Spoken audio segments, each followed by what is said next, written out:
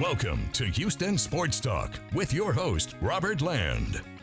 Thanks for checking into the best Houston sports podcast. And a couple of weeks ago, I spoke to Houston sports radio legend Barry Warner. Now, these days we're doing everything by video, but there were technical issues with the video. This one's going to be audio only. I'm sure you won't miss my face, but maybe you'll miss Barry's. I apologize for that, but please listen because as we'll talk about, Barry has a few incredible stories to tell about his life and remarkable career. Enjoy. Thanks for checking into the best Houston sports podcast. And the gorgeous face that's sitting here right next to me is none other than Barry Warner. You guys know him. If you have missed the Houston radio legend the last couple of years, it's because he was writing a fantastic new biography entitled What Else? Off the Top of My Bald Head. Great to see you, Barry. Well, great to be on with you too, my friend. And I understand last night you had my quasi-son and partner, Sean Bijani, on. Oh, yeah. We're having a great time. We're doing a lot of these Texans post-game shows and just having a blast with it. And he's planning to do a ton more with me this year, so we're going to be doing that on a regular basis. And, you know, you and I spoke a few years ago, and for anybody who missed it, I encourage our listeners to find our original conversation on the YouTube channel. But after reading your book, Barry, I realized we barely tipped the iceberg or touched the tip of the iceberg. I mean, you played golf and actually partied with Joe Namath. How does that even happen? Broadway Joe. Well, Broadway Joe came to Buffalo, New York to play in an exhibition game. He stayed over for 3 days because his best friend at Bama and teammate and chauffeur was Ray Abruzzi, who was the Bills' starting safety. And we went out and played golf, the three of us, the third being Marty Schottenheimer, may he rest in peace. So Joe was just absolutely wonderful. The following season, off season, he had knee surgery, and I flew to New York, stayed with Abruzzi, and did a half-hour interview, 3 10-minute parts to fill into my show. And he was always a gentleman. I was with him one morning till 3:45 in the morning, the last game of the 1964 season. He was drunk. The next day, the Bills were a 9-point underdog, and I said, Bills defense, they'll beat the snot out of them. Well, Joe, the competitor, sobered up in the ensuing hours. The Bills head coach, Lou Saban, decided to rest his defensive starters, and the rest was history. I lost money. I got that money back the next week in San Diego, and that was the last bet I ever made, period. Yeah, Joe had a good feeling about some particular games. The Super Bowl was one of those games, and he would even call your sister, Barry, when he came to Buffalo and leave tickets to the game for her. Is that right? Yeah, no, he came to Buffalo and called my sister. She went over and had a drink with them, a perfect gentleman. And every time he came to Buffalo, he left 2 tickets for my sister. Oh, that's nice. One has to understand in those days, he was the Mick Jagger of his times. I mean, there was an electricity about him that whenever he stepped onto the field, took it up another notch. Yeah. I mean, it was like Serena last night with a set change or a crossover coming off of a winning point and then moving on and feeling the adrenaline. You know, once she came back, there was that roar of the crowd that propelled her to win the next game. I mean, those are the dramatic things that you don't see in the box score, the subtle things that we as professionals recognize. Yeah, and you've met so many incredible athletes, crossed paths with them, but of all the athletes that you've met, there's nothing cooler than the friendship that you had with the first American to fly into outer space, Alan Shepard. You met him at a special VIP tour of NASA back in the 60s. You weren't even living in Houston at the time. No. You say in your book, and you hit it off with him. And he was actually the best man at your wedding. But the story I'd love for you to tell here is what he told you Well, when he... it's a true story. I can share with you and with the audience. Alan was the best man at my wedding, the best damn man I had met in that time in my life.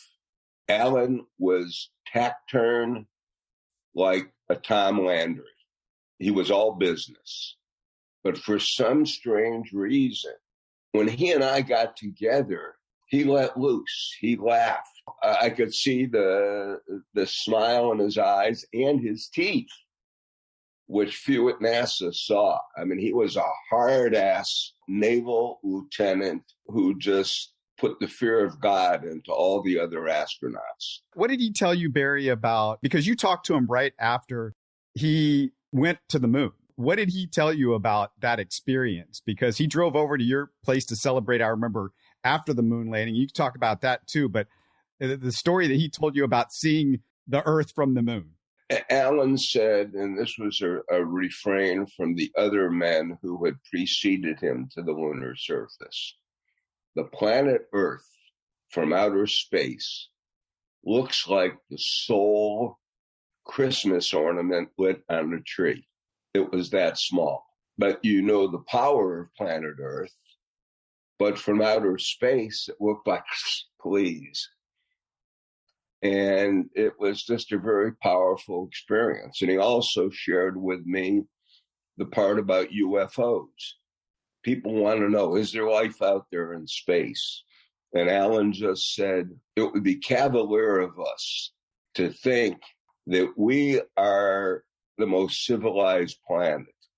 When you sit there and you look out that window and you see outer space, and you see all these other planets, not named Pluto, Mars, Mercury, etc. You have to surmise that they're looking at planet Earth like we're back in the covered wagon days. So no communication, no friendly beep, beep, beep, let's talk. But was just a feeling that as great as we are as a nation, or as great as we were back then as a nation, there's a far greater presence out there. And he drove over to your place to celebrate a few hours after the moon landing. Right. Opened up a bottle of champagne with a buddy of mine who had a series of liquor stores. We opened it, we killed it, and then when we called my father, who was a naval man, and Alan invited my dad to his launch in January of 1970. And it was so special, I remember you talk about in the book, because you had watched Alan go up into space for the very first time with your dad, looking and dreaming big dreams at that point. Yeah, it's just amazing what he did. And I remember my grandfather, I hear the story. He passed away about 3 years before I was born, but my grandfather actually came here for cancer treatment and lived down the hallway in the same apartment place as Alan Shepard. At the Mayfair high rise near the medical center. That's just the one. A one. couple of blocks away from the famed MD Anderson. Yeah, that's the one. That's the story that I hear. So my uncles and my mom remember seeing Alan Shepard in the hallway and tell his story. Let's get to an athlete that's, you talk about Alan Shepard going beyond and to the moon. Well, this guy seemed like he could go anywhere, and that's Muhammad Ali. And there was a movie biopic, The Greatest, that was filmed here in Houston at the old Sam Houston Coliseum in the Astrodome, which I didn't even realize that they had shot so much of that here. Can you explain what you witnessed during the filming of the movie? Because this is pretty remarkable. There were two things. The first and foremost, Ali would film. One of his actors in the film was the late Ernest Borgnine, who had a prolific career of near misses for Academy Awards, but always had significant roles. So he was portraying Angelo Dundee, Ali's trainer. And they would shoot a scene. Lo and behold, after a scene or possibly two, champ would call time. He'd get a golf cart, take him out to the wagon gate in center field, pick a blonde, a brunette, a redhead, whatever, You'd look out there and you'd see this trailer going boom, da-da-boom, da-da-boom. Ali was, like he said, that's a part of my body that's got to be trained also. And then come back, and Borgnine said, look, I've worked with some of the leading handsome heartthrobs in Hollywood, and I've never seen anybody stop shooting in the middle like Ali. And he said, that is why they call him the champ.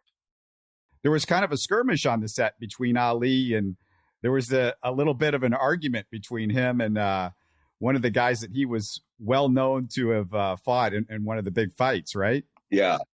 Ali could taunt you to death. I think it was Ernie Terrell that he refused to call him anything but Cassius Clay. And Ali pounded him into submission. Yeah. And you also tell the story, Ali met Earl Campbell at Oilers practice, and I can't believe I hadn't heard that story either. What happened? What went on was a very unique experience.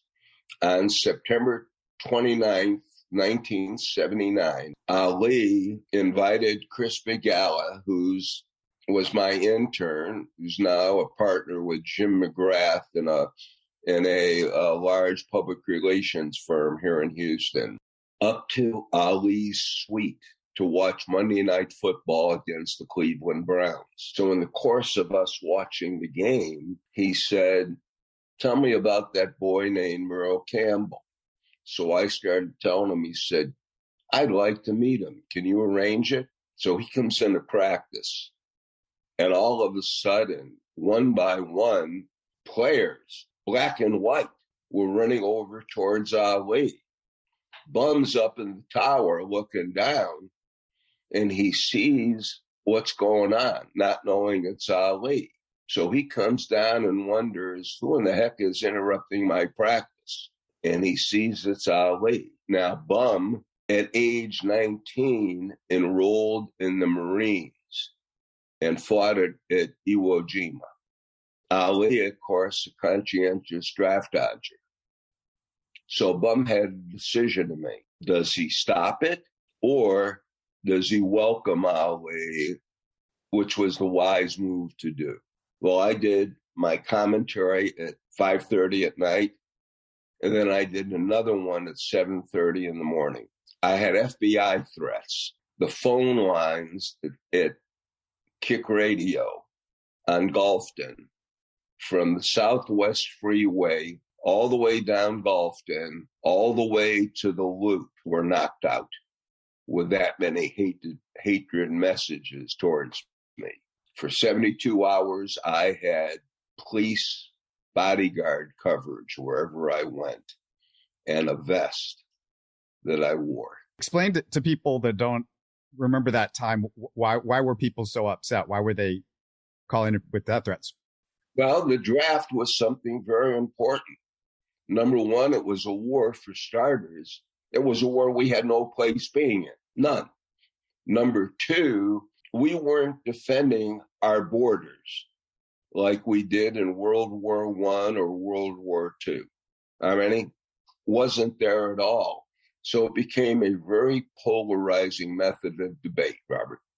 And they were just mad because you were talking about this guy that everybody was mad at. Because I had the stones to come up there and say, hey, this is BS. This is wrong. That's where the hatred towards me came from on that subject.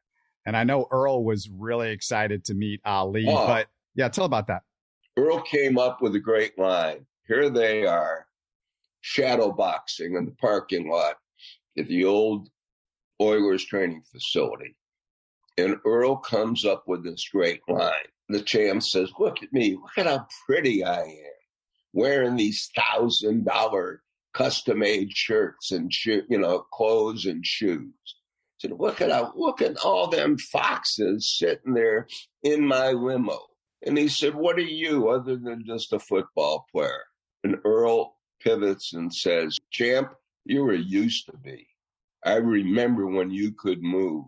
And that term used to be, I borrowed and used on so many occasions. But it was a pretty heady experience to see how all of these great athletes hovered around him like a little kid. I mean, it was just truly an amazing situation. Yeah, the power of Ali, the power of Joe Namath, some guys that, I mean, just amazing to be around those guys. And speaking of Earl Campbell, what would he do for your son? Because this was a great story when he went to Oilers training camp. Every training camp, Earl would take my son Brent, and he would spend the night in Earl's room. Earl would take my son out for ice cream, and then they'd come back to the dorm, and he said, Brent, this is the smell of marijuana. Don't you ever, ever smoke a joint in your life. Nothing good comes out of it. And words to this day are prophetic. Brent, who's a doctor in Wichita Falls, Texas, has never, ever smoked a weed. Occasionally will drink a beer. All right. So Earl is connected to somebody else that you met and befriended, and he is the most, for me, unforgettable broadcaster in sports history, not named Barry Warner. And he happened to call Earl's most famous game. And it's ironic, as soon as my high school advisor found out that I wanted to be a sports broadcaster, Barry, he'd always call me the next Howard Cosell. So I want to ask you, what's your favorite Howard Cosell story from the time you spent with him? Hello again, everyone. This is Howard Cosell. Howard was a journalist who covered the who, what, why, when, and where. And in those days, everything was just vanilla. Howard brought a different dimension. Howard and Earl hooked up a wonderful friendship, and whenever he saw Earl, he'd start singing, Houston Oilers, Houston Oilers, you know, and that was a unique bond. So, you know, there was a banquet for Heisman winners in New York. Howard introduced everybody and gave them, you know, a 30-second intro. And he introduces Earl and he goes, Houston Oilers, Houston Oilers, you know, with that Brooklyn staccato accent. And that was a bond that the two of them had. But Howard was bipolar and never was disclosed for it or treated. I've seen Howard when he was a kind, gentle, empathetic soul. And I saw Howard when he went out of his way to be a jerk, to be a total ass, because he was Howard Cosell. He hated wearing that canary yellow blazer, but when he went to the city of the game, he would take that blazer and never wear anything else. Yeah, you tell in the book also that he used to bring his stuff that he needed for his toupee when you picked him up at the airport. Acetone. Acetone was a flammable substance banned by the airlines. This is long before 9/11. So with that being in mind, you simply had to go to the drugstore and get a fresh bottle of acetone when he came to town to take the adhesive off of that god-awful rug that he wore. You also got to know Nolan Ryan over the years, and people might not know, Barry, he was a prankster. Can you tell the Mike Scott story? Do you remember that one? Oh, yeah.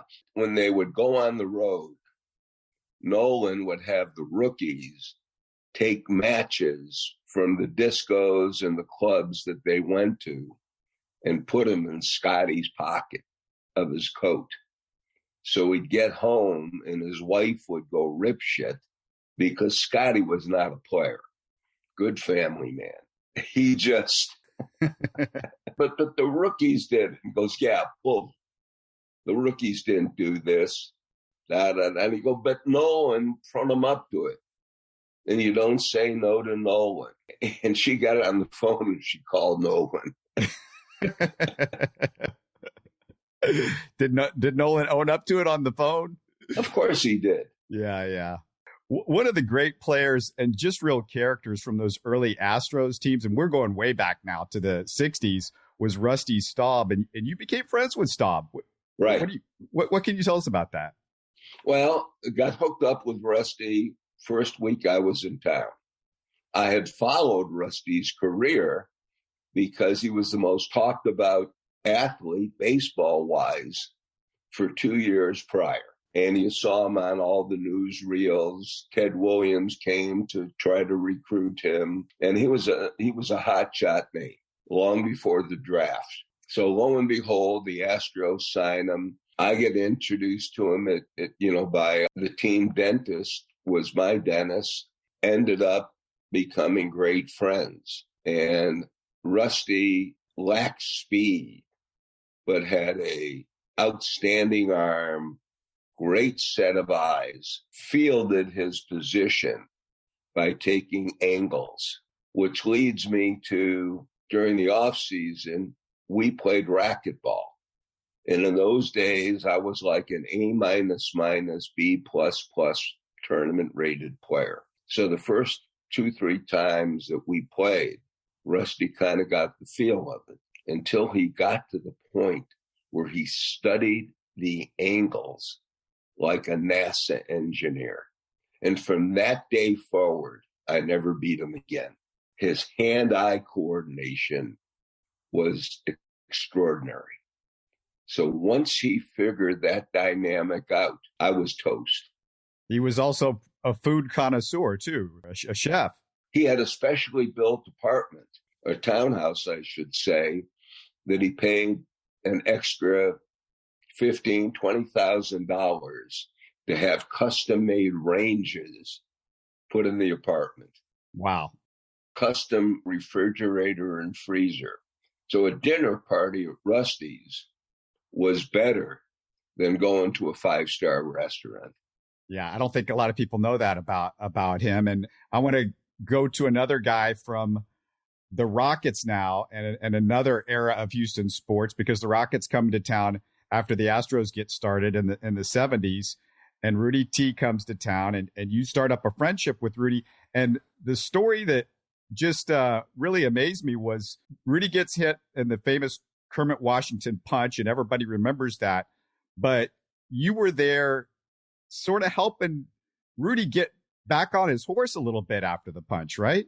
Right. So after he was operated on, Rudy calls me one day and he goes, "Meet me at Memorial Park in an hour." I said, "Great." So we go to Memorial Park and we start fast walking. We do that 3 times, during the course of the week. Then the next week he said, "Let's do a light jog." So we did a light jog. It was supposed to have been 1.5 miles instead of the 3.1 that was on the circuit. So we did that for another week. And then the following week, week number 3, he said, "Bring your tennis racket and a couple of cans of balls. We're going to hit." So I dutifully get my tennis racket and the balls, and we go to Memorial Park and we start hitting Monday, Wednesday, and then Friday. In the middle of the set, Rudy, who was at the back line, hits me a shot to the opposite court. Well, I race over there, pick my racket up, and I treated it almost like a racquetball shot. I just lunged out and hit towards the middle of the net. Well, in 2 steps, Rudy went from the back line just to the net, and I hit him, and the ball just grazed his face. And I go, "Drop my racket." "Oh, Rudy, I'm sorry. And he goes, "I don't want your sympathy, you blankety blank, blank, blank, blank. Get your bald ass back there. It's your serve." When that happened, I knew unequivocally Rudy was back. I called his wife, Sophie, when I got home. The rest was history. He became the first man in the NBA the following season ever to wear a mask. Then goes on to fulfill his playing career, making the All-Star team twice after that, and then quitting and going into scouting and then coaching. What's your biggest memory from those championship years? The joy and exaltation that the city of Houston demonstrated to the country that you can have a erstwhile celebration without fires, without looting, without turning cars over. that we could have a peaceful, wonderful celebration. And if you remember, there were no cars, no fires, no riots. It was like Woodstock without the drugs. I mean, it was so peaceful and loving and sharing. Yeah, it was unreal. I don't know if people that, weren't here at that time understand what a big deal it was, because Houston had been through all these years of disappointment, and they, almost winning this championship and that championship, obviously going back to Phi Slamma Jam and what happened with Valvano and Love You Blue and et cetera, et cetera. So it was such a special time. And there are so many incredible memories that you have in the book, Barry. And, I really encourage everybody to go out and get it. Again, it's off the top of my bald head. And, I would love to do this again with you sometime. And absolutely. You've got my number. And I always enjoy when we can get together and conversate over our mutual love for sports. Yeah. Thanks so much for writing the book, and thanks so much for doing it, and really appreciate you coming on the show with me, Barry. Off the top of my bald head.com. Fantastic. That's the website. Thanks so much and continued success. Look forward to another visit. You're listening to Houston Sports Talk. Hey, you can support the show by subscribing on YouTube and commenting on the videos. Listen to Houston Sports Talk on Spotify, Apple, Stitcher, and Google. Don't forget to tell a friend and share our show on social media. Spread the word, everybody. Thanks for listening.